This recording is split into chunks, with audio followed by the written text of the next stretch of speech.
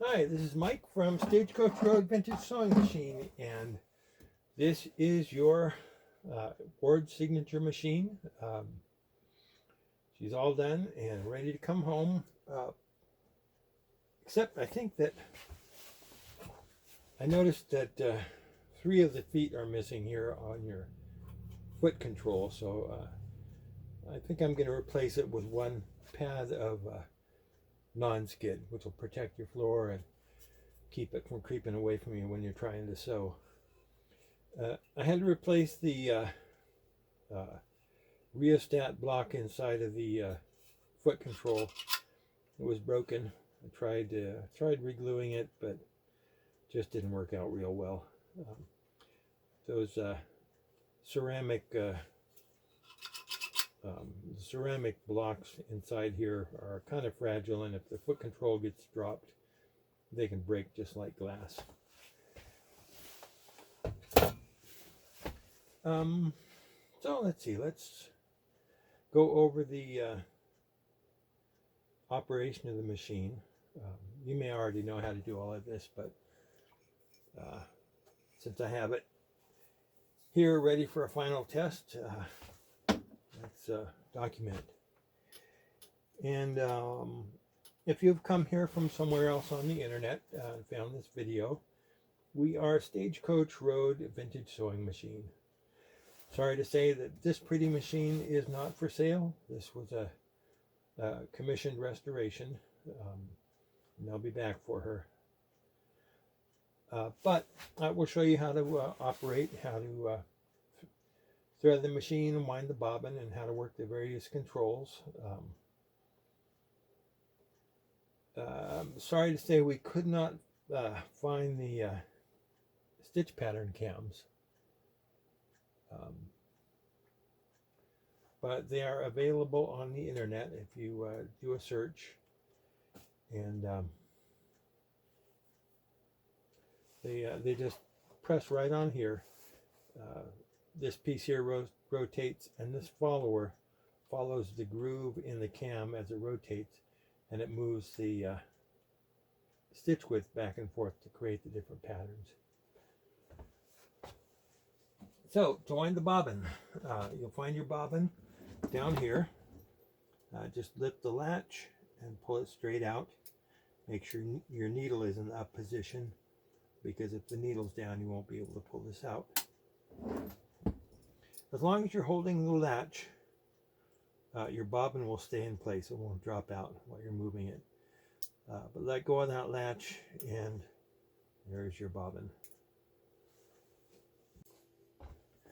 To wind the bobbin, put your spool on the spool pin, go through the rear thread guide, the front thread guide, and then down to the bobbin winder tensioner on the bed, then up to your bobbin winder. And before we put the bobbin on the bobbin winder, I'm going to put the thread through one of the little holes in the side, doesn't matter which one. Hold on to the end of the thread and give several wraps around the bobbin to hold the thread in place while you're winding it. Put the bobbin on the bobbin winder with the thread coming on over the top of the bobbin. Press the bobbin winder down. Release your clutch. There's a chrome knob in the center of your hand wheel. That's your clutch knob. Turn it about a quarter turn towards you, and you'll feel it hit the stop. And then your hand wheel can spin without cycling the rest of the machine, and wind your bobbin. So we're ready to wind. No reason to go fast. Start off gentle. Plug it in.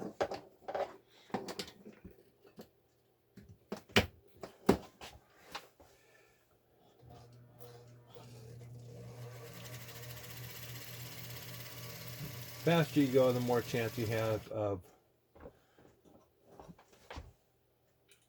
tangling the thread. Let's make a little adjustment here. This is not something you'll have to be concerned about. Let's see. The bobbin's winding a little bit to one side, so This is a permanent adjustment, not something you have to deal with.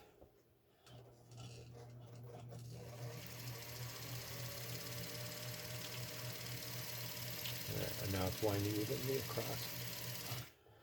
We're not going to wind the whole bobbin because this is just a test.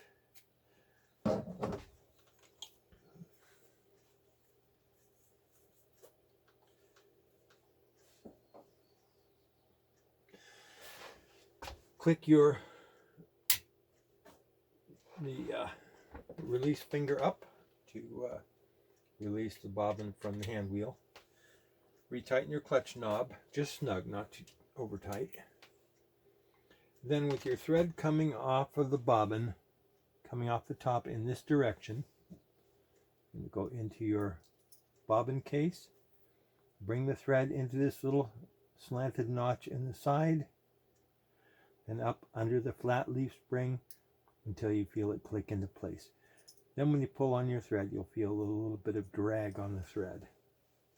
Holding the latch so your bobbin doesn't fall out, and with this little finger on the bobbin case pointing up, put your bobbin on the spindle of the hook,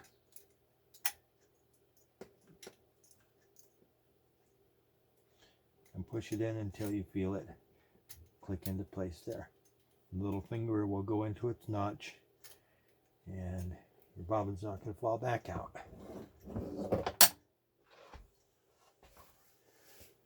To wind the machine, thread the machine, put your thread on the spool pin, go into the rear thread guide, front thread guide, down into the slot on the tension assembly. Don't ask. Make sure that you pick up your check spring, a little thin spring on the side, and pull your thread all the way up until it goes into the little notch at the top of the tension assembly.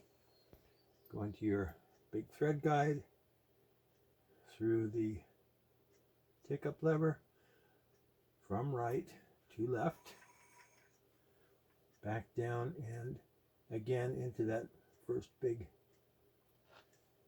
thread guide, into the next thread guide, down to the thread guide on the needle clamp.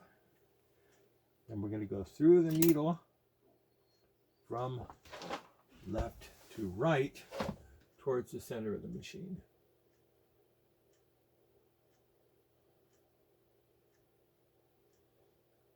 I'm going to cut a nice fresh end on there because it always makes it so much easier.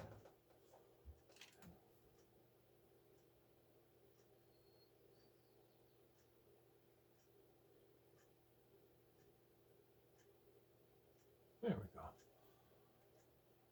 Make sure that you're not wrapped around your thumb screw down there or wrapped around your needle. Just want it to go down and straight through. Now, holding the needle thread loosely, turn the hand wheel towards you one full rotation. And the needle takes the thread down, wraps it around the bobbin case, and brings up your lower thread. Put your thread between the toes of the presser foot and towards the back of the machine, and you're ready to sew.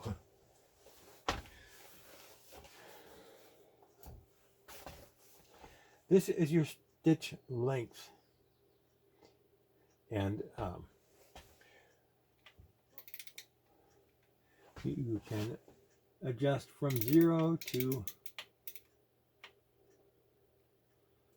8. Wow. Okay. The lower numbers are really fine close stitch, so we're going to go up to about 1.5.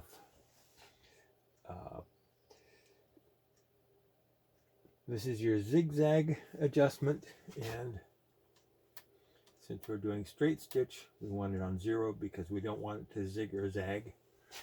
When you zigzag, you'll set the lever anywhere above 0, and then the needle moves from side to side as it stitches. So, straight stitch. Put your fabric under the presser foot. Using a lever on the back. Drop the presser foot onto the fabric. Hold your threads for the first stitch or two. A little longer.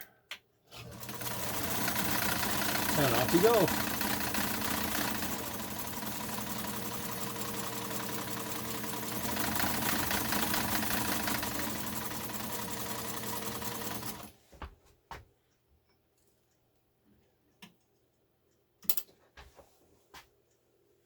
Pause. I put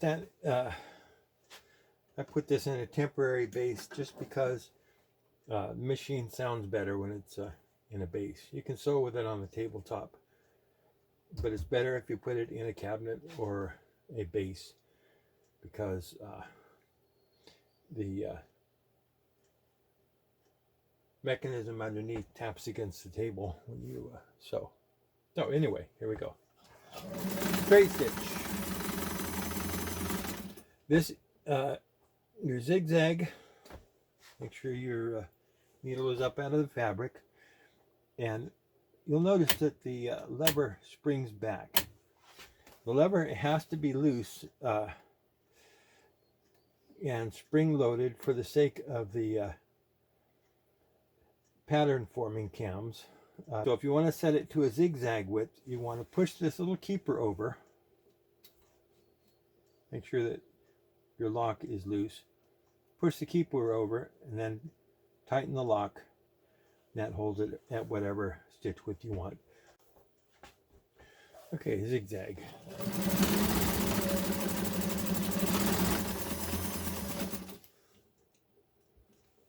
Make sure you tighten your clutch knob enough without over tightening it.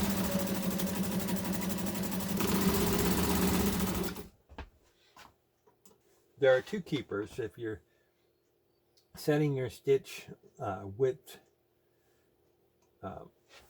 anywhere below 5, you're going to want to move both keepers in so they meet the both sides of the stitch width lever, and then tighten your lock down. And that holds it in that position. Okay, so we're going to leave it all the way open. Tighten this down just so the knob's not rattling around. This is your feed drop on the bed here.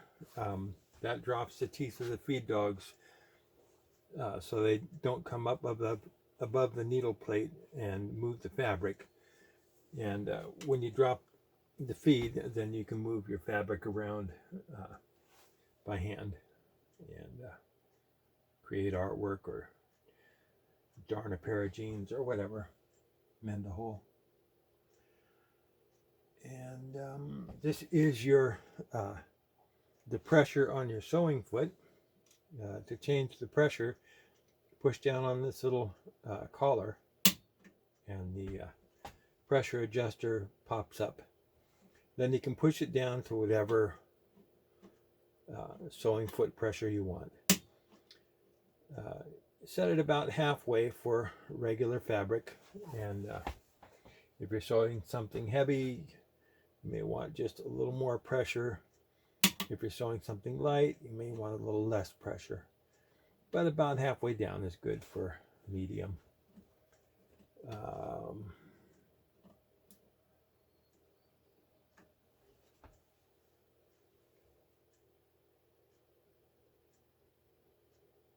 That's about it.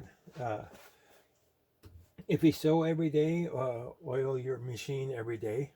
I mean, if you sew all day every day, oil your machine every day. If you sew a couple hours a day, oil it once a week. If you sew a couple hours a week, maybe oil it every 3 weeks or so. If you go long periods between uses, oil it at least once every 3 months, because the oil does evaporate. If you bring it out of the closet and or bring it up out of its stand and you haven't used it in 3 months, oil it before you start.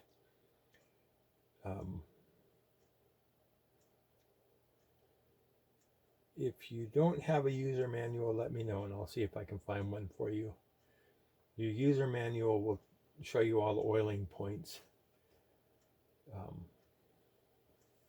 That's about it. This video has been just a little bit disjointed, but all the information's there. And your machine's running great and sewing really nice. So if you've found this video on the internet, we are Stagecoach Road Vintage Sewing Machine, and we are on Stagecoach Road out here in the Coast Range of Oregon. So we are stagecoachroadsewing.com. And if you come to our website, you're going to see hundreds, literally hundreds and hundreds of beautiful machines that we've restored over the last 20-some years. And you'll see views from all different sides and a little blurb about each one. And at the top of the page, there are usually a dozen to 30 machines that are available right now that you can bring home to your sewing room. So check it out, stagecoachroadsewing.com, and we'll see you there.